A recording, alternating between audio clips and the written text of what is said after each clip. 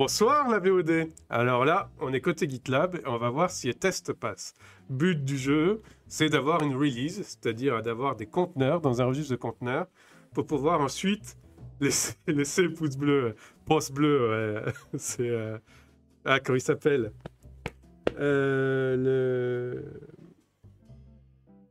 J'ai oublié son nom. Pouce bleu. C'est... Il est à Azeri, ouais, à Ibra TV. Il est azéri, je crois. Il vient d'Azerbaïdjan, je crois, non? Donc voilà.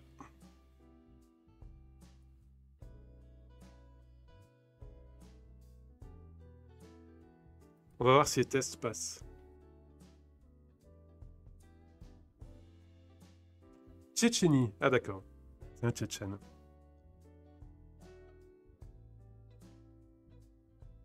Oh, voilà, c'est pas le bon écran du tout que je montre. Ouais, c'est celui-là qui est intéressant. Ah. Qu'est-ce qui se passe là? Attends, Podman, il veut système D? Mais qu'est-ce que c'est que ça encore?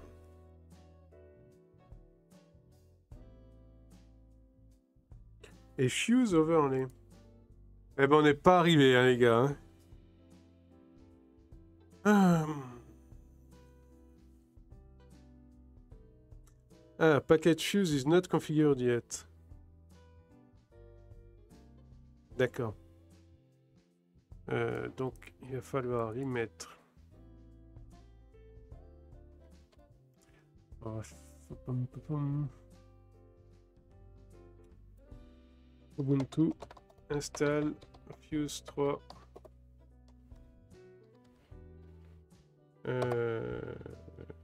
Promptless.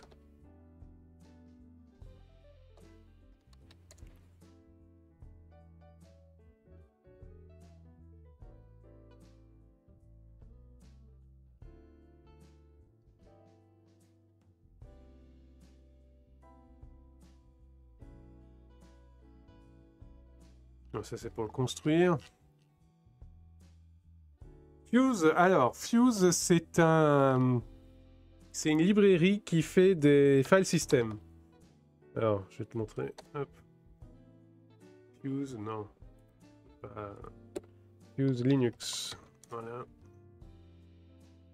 Voilà, c'est c'est une librairie qui fait une modélisation de file system en user space.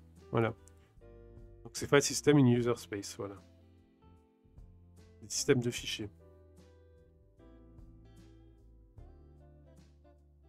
Et donc c'est pour les histoires d'overlay FS de Podman, de Docker, etc.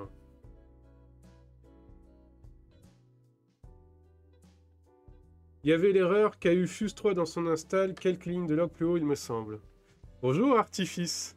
Alors oui, l'erreur c'est package Fuse 3 is not configured yet.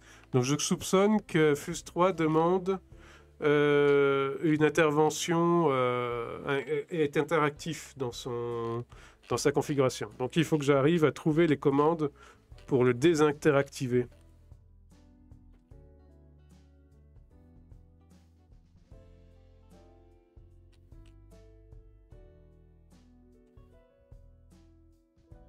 Donc c'est ça le truc.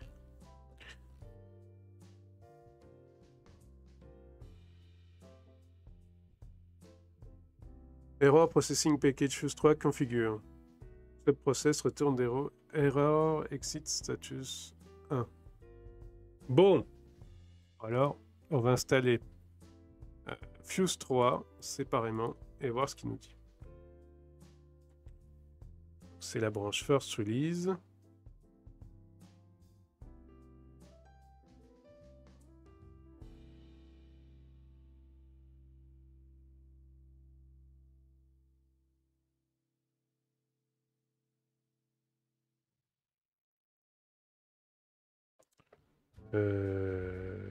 C'est ça ou pas? Ouais, c'est là. Donc, sudo apt. Donc, on est dans un environnement test Donc sudo, c'est encore tolérable. En prod, pas de sudo. Hein. Use 3. Et est-ce qu'il y a un moyen de faire un verbose sur la ptget?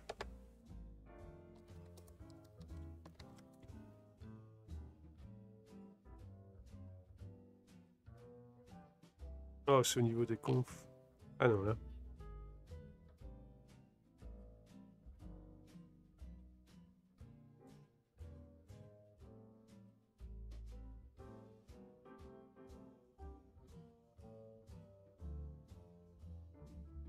On va y aller à fond. C'est quoi cet éditeur sur GitLab? En fait, c'est l'éditeur par défaut, mais en mode nuit, en mode sombre.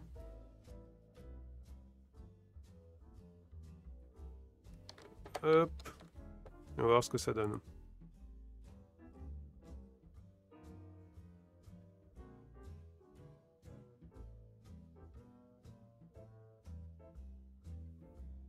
Mais Fuse 3, ouais, je pense qu'il demande à être configuré de façon non interactive, avec un prompt, un user prompt.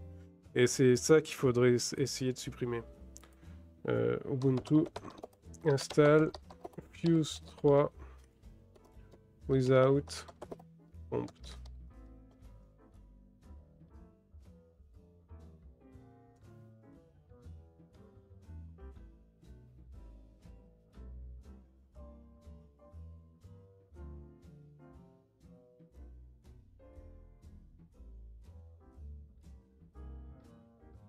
C'est une extension du navigateur ou de GitLab? En fait, c'est un thème GitLab, je crois. Ça fait longtemps que je l'ai fait, donc je crois que c'est un thème. Tu sais, dans GitLab, tu as plusieurs thèmes par défaut. Et donc tu choisis ce autre que celui qui t'est donné, et puis tu dois avoir celui-là dedans. C'est dans GitLab.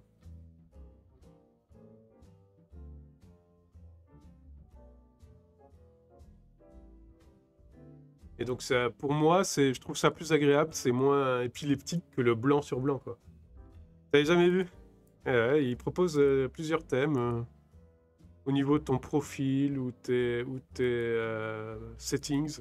Je vais pas vous montrer mes settings parce que dedans il y a les accès, tokens d'accès et tout ça. Donc, mais je crois que c'est là. Ouais. Alors, non, Zoom Admin, je comprends pas ce site. C'est un truc généré par ordinateur, c'est pas possible. Les clés de la maison et de la boîte, non. Il y a plusieurs niveaux de sécurité, hein, mais...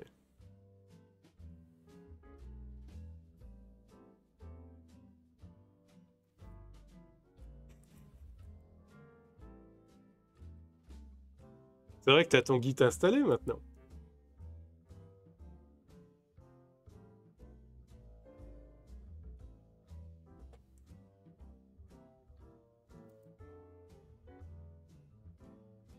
Bon.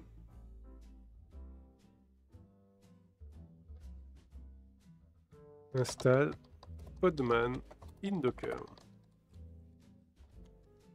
Et ça Podman in Docker, ça marche en local. Alors pourquoi ça marche pas de ce côté-là encore?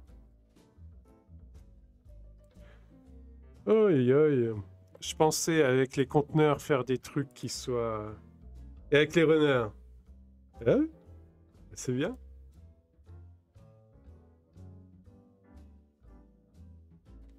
Je pensais pouvoir faire des tests reproductibles et être enfin débarrassé de cette histoire de différence entre la machine de dev et la machine de test. Mais je vois que c'est pas le cas. Hein. Alors...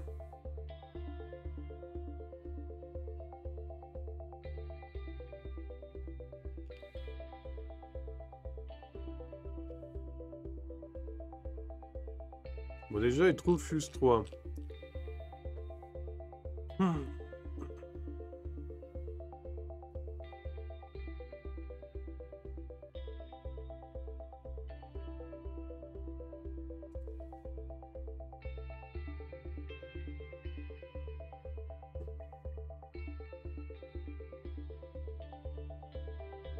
Ah, c'est un truc connu apparemment.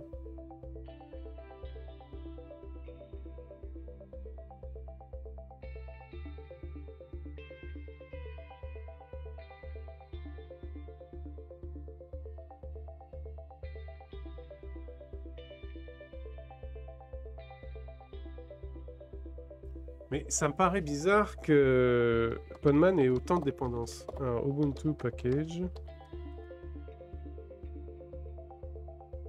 Podman.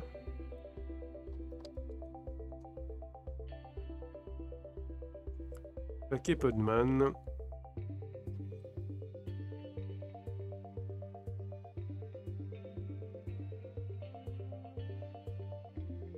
Ah, je sais. C'est les recommandations. Donc c'est apt-get install no recommand. Je pense que ça va résoudre le problème. On va voir. Je vais juste rechercher la syntaxe exacte. No install recommands. Voilà. Je ne veux pas des recommandations d'install. Alors.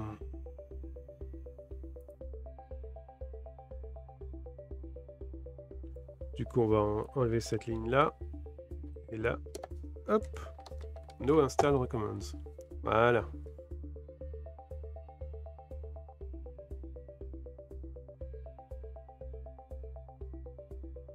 Ça va peut-être marcher.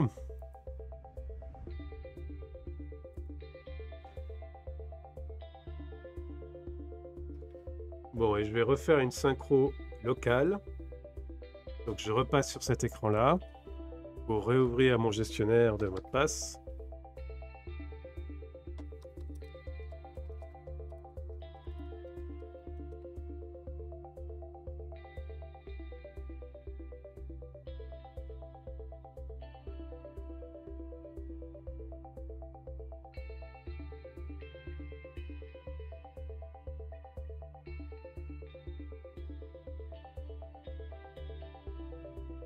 Alors, là, je reviens sur l'écran, c'est bon. Et pour le thème de l'IDE, settings, préférence, syntaxe, lighting theme. Ben voilà. Tu vois les infos. Merci Artifice.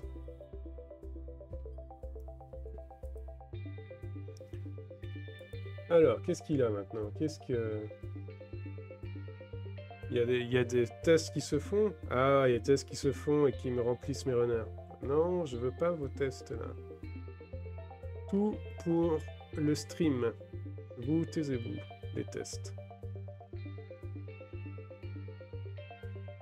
Le stream en priorité.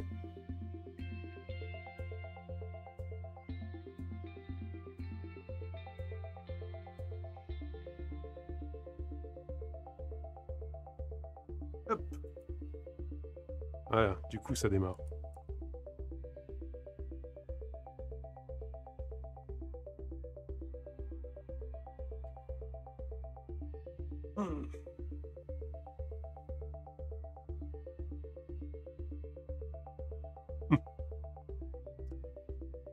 T'as l'air de t'y connaître, Artifice? Tu fais du DevOps toi aussi? Ou du Dev?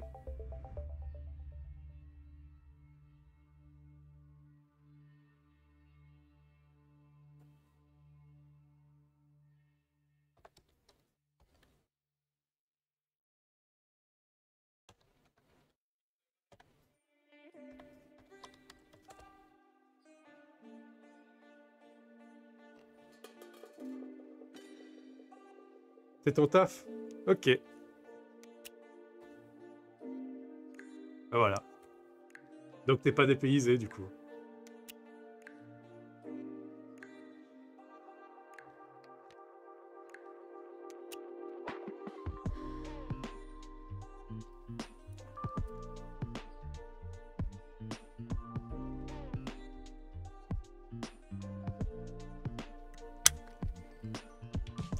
La petite bouteille Hulk, donc verte. C'est pas mal pour le fond vert.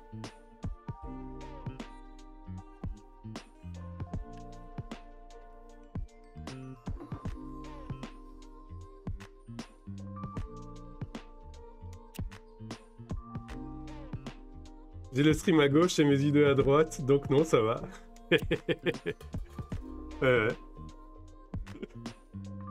Tebiche m'a dit hier que c'était un stream feu de cheminée. tranquille, on le met sur un écran et puis en même temps on code nous-mêmes. Bah, écoute, ça me va, comme description.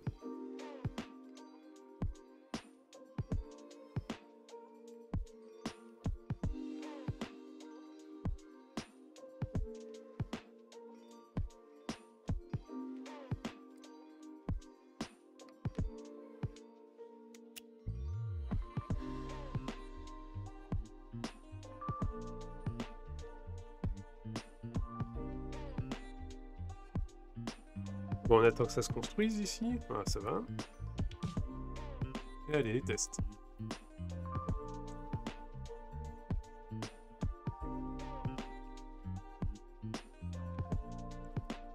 Hop, on relance ici. Pour voir si on a les mêmes outputs des deux côtés. On n'a pas de divergence quand même.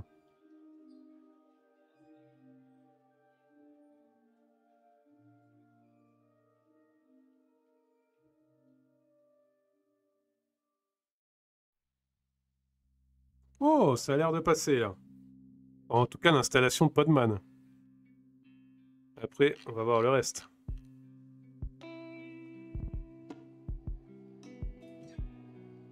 Ah bah ouais, ils sont passés. Donc l'access control, c'est passé. Ah, ici, c'est pas passé. Pourquoi?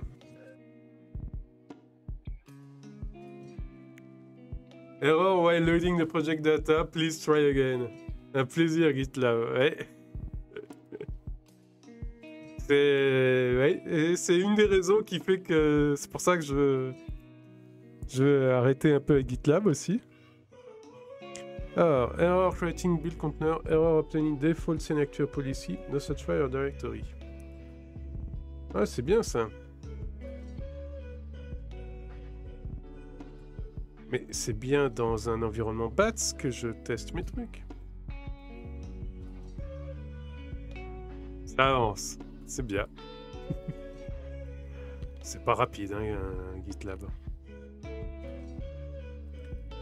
Alors, l'environnement BATS que je charge en référence, c'est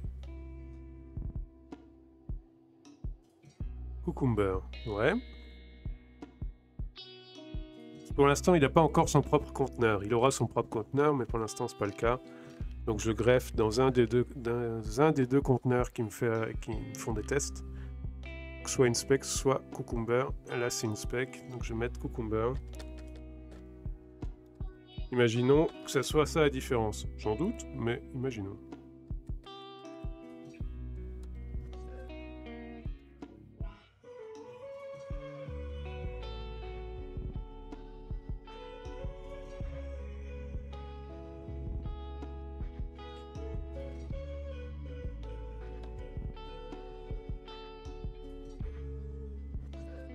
Allez, un petit coup de qui passe XC.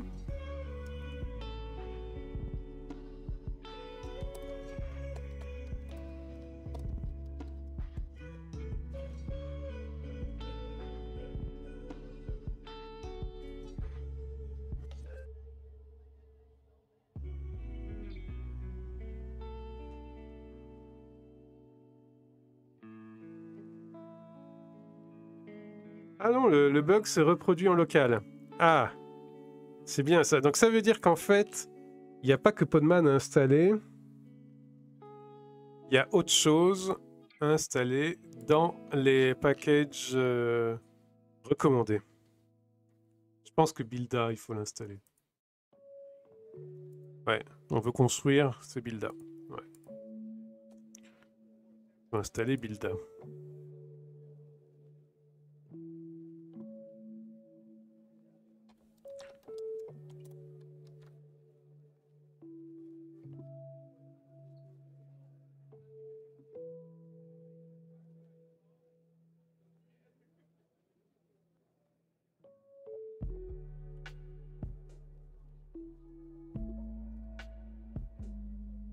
Allez, on retente avec Builda.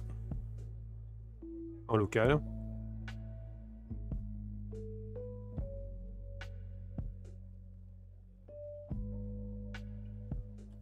Parce que là, on est à 2 suites de tests sur 3 réussis. Il reste plus que la dernière. Et c'est bon. Merci pour le follow, Alphados Lonari V3. Mais es-tu un bot ou n'es-tu pas un bot? Je vais vérifier de ce pas. Parce que depuis hier, il y a beaucoup de bots qui viennent me voir, donc... Et tu ressembles à un pseudo d'un de ces bots, justement.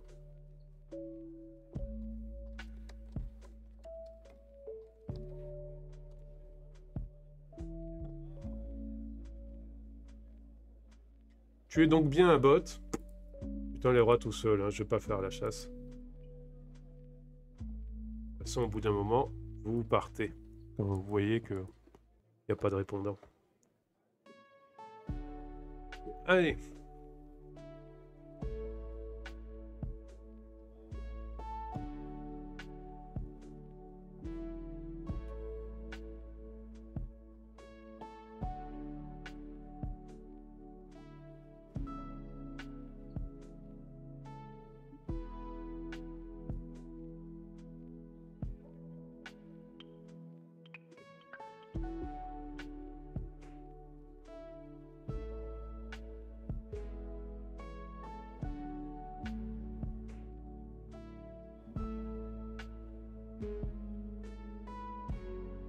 C'est quoi? Vous avez une idée du business model de ces bots là sur Twitch? Comment ils gagnent leur blé en fait? C'est quoi le truc? Ils espèrent que les gens vont cliquer sur les liens dans le chat?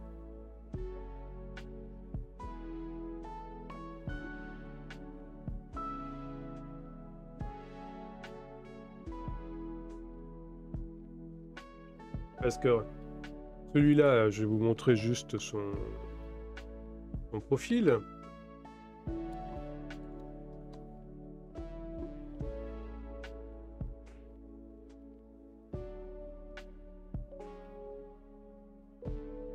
Donc celui-là, son profil, c'est pas compliqué. C'est un fond autogénéré. Voilà, un stream autogénéré. Bon. Une description autogénérée, des tags aléatoires, et plein de liens. Donc c'est quoi le business model?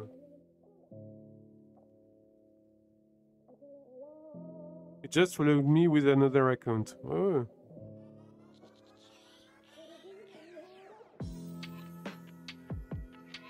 Bon. Alors là, ça marche. Du coup, on va repush.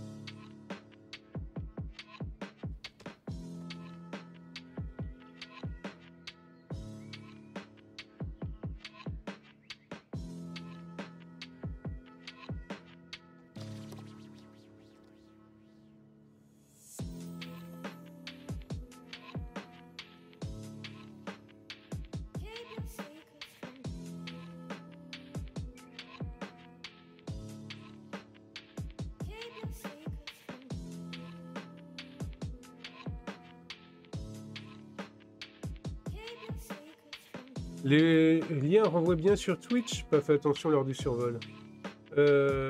Tu as des bots où tu payes pour gratter des follow, je sais pas si c'est ce même genre de bot. Ah, ouais, mais gratter des follow avec ça, ça donne pas envie quoi.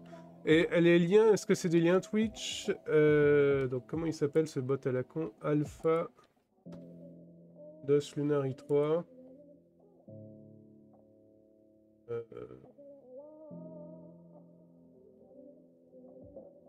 Hop.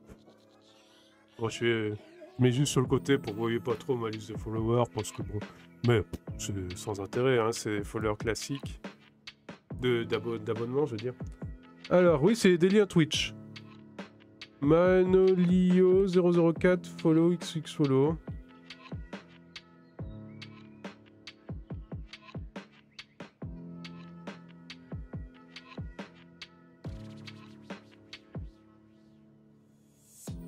Bon, c'est sans intérêt. Allez. Ah, créer des comptes avec une grosse base de follow pour les revendre après? Ah oui, ça, oui, je pense que ça doit se vendre.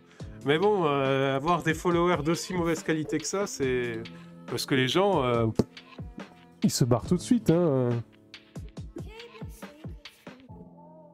Tu fais rien avec ça. Tu peux pas discuter avec eux, comme avec vous.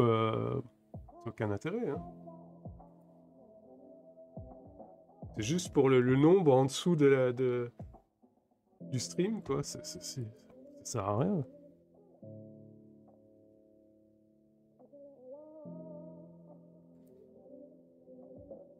Bon.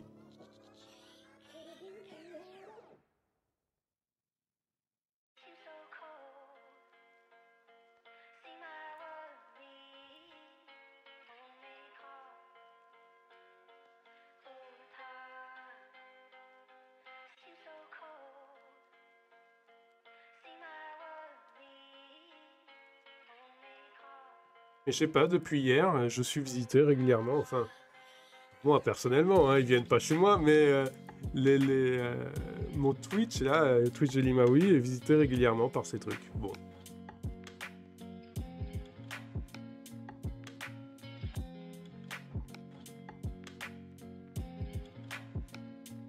Oui, c'était pas ban avant, bien entendu, oui. Oui, c'est... Bon. C'est pas du business durable, quoi. Hein. C'est vraiment essayer d'avoir le coup du moment, à l'instant pile, et puis après, plus rien. Bon.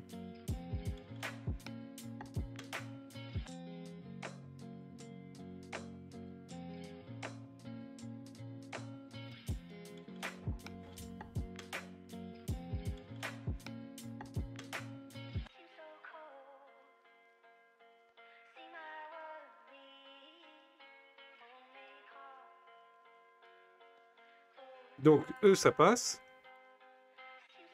Eux, ça passe aussi. Comment ça, comment notre femme? Ah, mais j'ai changé. Je me suis planté dans mon GitLab, peut-être. J'ai pas... Attends.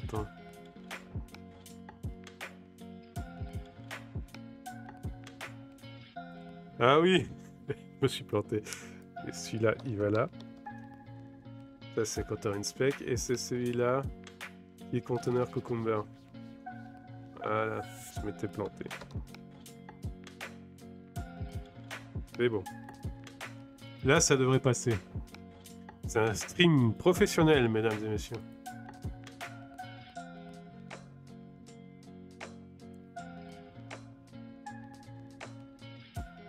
On se fait follower par des bots, on se plante d'étapes de test.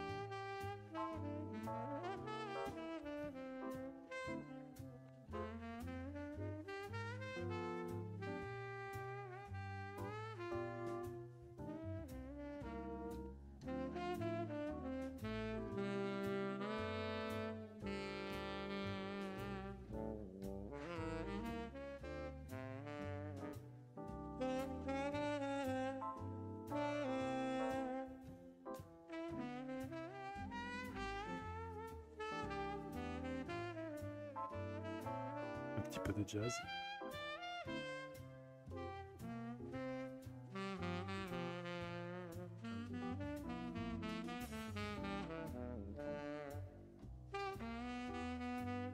Alors je sais pas si c'est synchro pour vous parce que mon audio, le retour du son VLC, de la playlist VLC, il a quelques secondes de retard.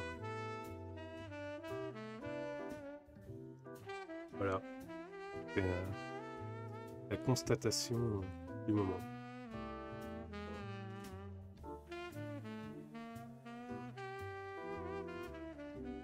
Alors.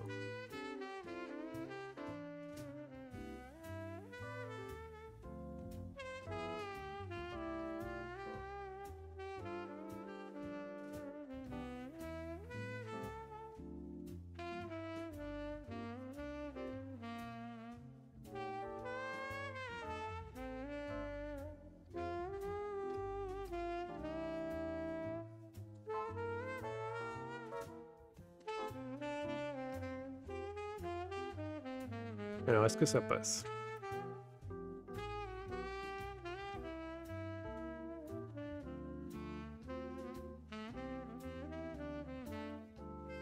Codeman, il a besoin de système D. Bon.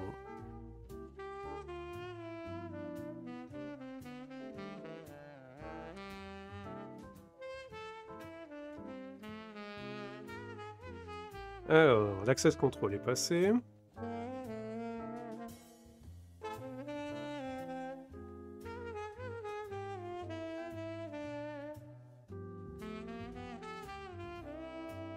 Les commandes basiques sont passées. Nickel. On regarde juste. Voilà, inspect est passé. Tout est passé. Incroyable! On va pouvoir merger. Alors, pour ça, on va aller sur le merge request et on va demander à l'admin de merger.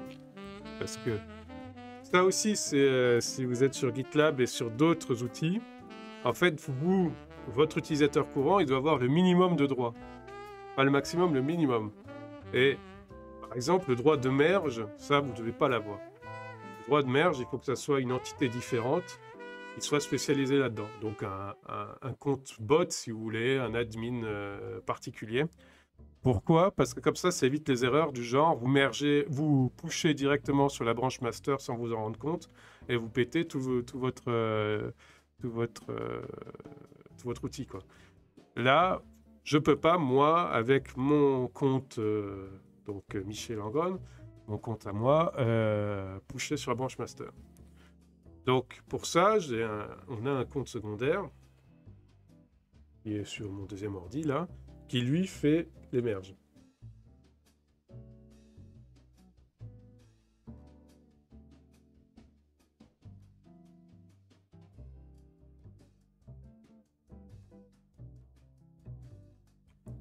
Voilà, il a fait le merge.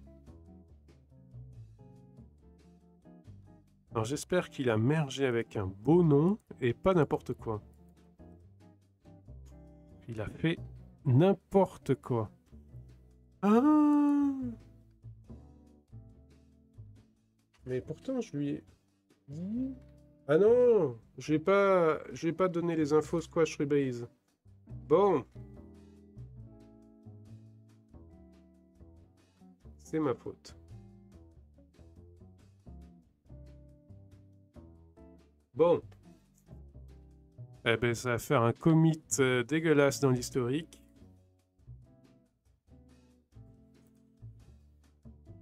Et j'ai la flemme de GitRM.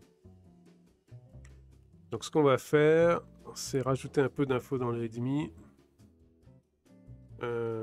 This registry works with Redis to store its cache. Voilà. Et on va lui faire un vrai fit first release ici. Et vous oubliez ce que vous avez vu, vous n'avez rien vu.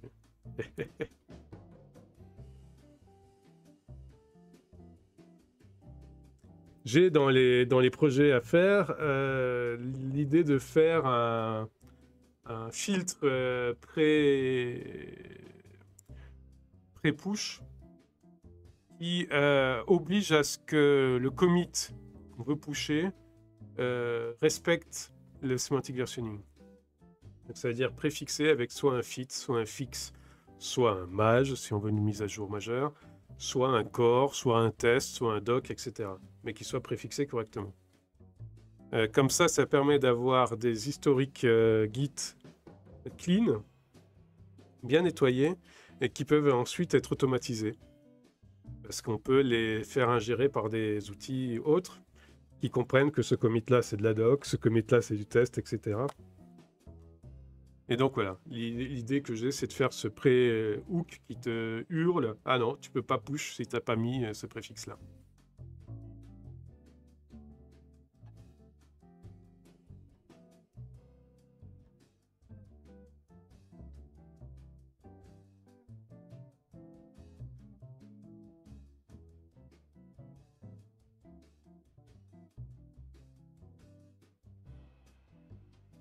Voilà.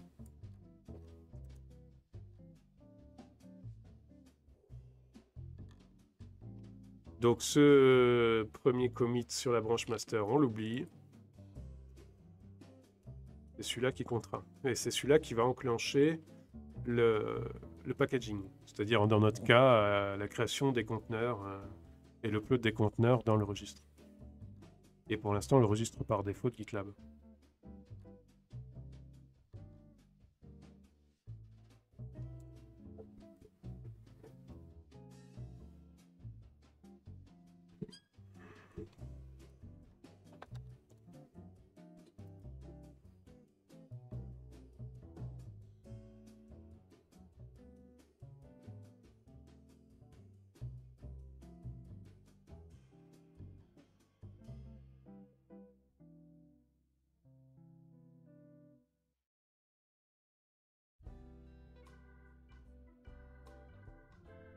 Ah, mais il fait quand même la first release, c'est-à-dire que dans l'historique, il l'avait?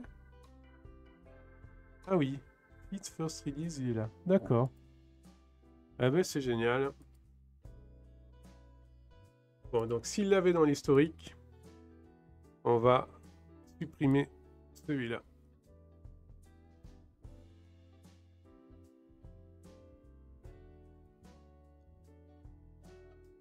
Hop. Hop. Voilà. On n'a rien vu de cette branche. Bon, donc on va avoir notre nos premiers artefacts conteneurs qui vont venir ici normalement, si tout se passe bien.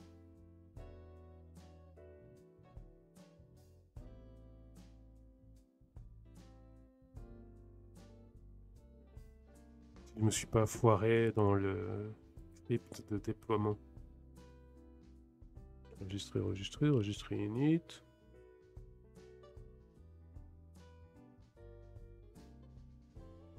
Oh, ça me semble bon.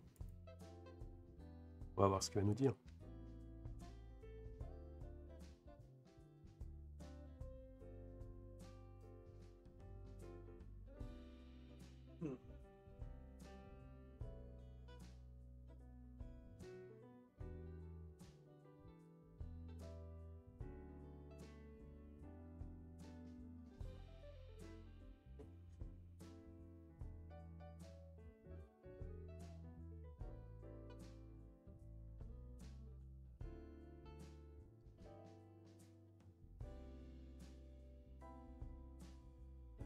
Ouais, du coup, celui-là, je peux l'arrêter. Hein. Je suis pas obligé de consommer des workers pour ça.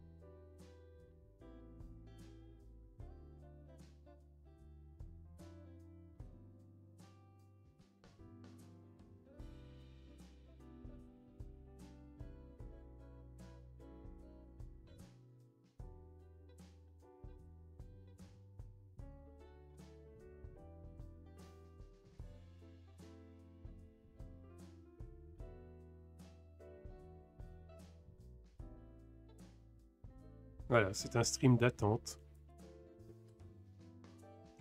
Faudrait que je cherche des musiques d'ascenseur, peut-être. Ça serait d'actualité.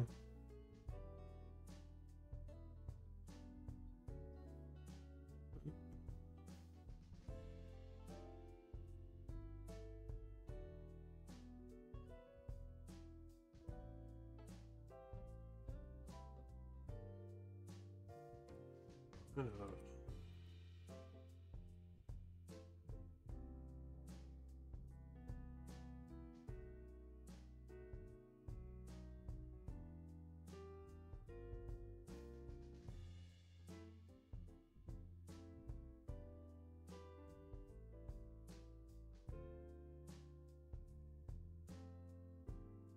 Alors, Dalongo, qu'est-ce que tu m'envoies comme lien?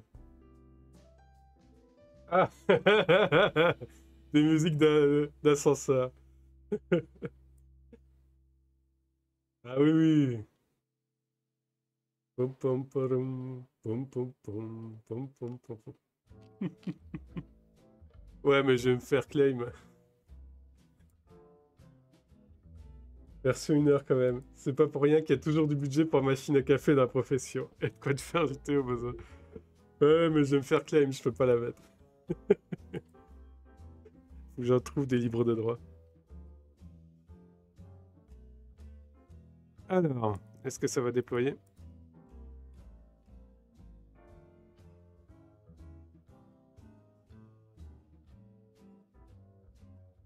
Et donc, vous voyez là les deux Renovate qui viennent de s'enclencher. Mais ça, c'est la mise à jour automatique immutable. C'est-à-dire qu'ils ont repéré dans le code source qu'il y avait une dépendance vers un projet qui s'appelle Ansible Environments, qui est une collection Ansible. Et donc, ils testent la mise à jour vers 1.2.9. Et il y a une mise à jour du calque de base Ubuntu, qui est chez nous à la version 1.82.30. Donc, c'est du nightly build, hein, donc c'est un Ubuntu Groovy derrière, qui est construit toutes les nuits. Et donc, il fait tout seul les tests, et il va faire tourner les tests pour voir si ça bug ou pas. Et si ça bug pas, il peut même merger tout seul. Et là, c'est passé.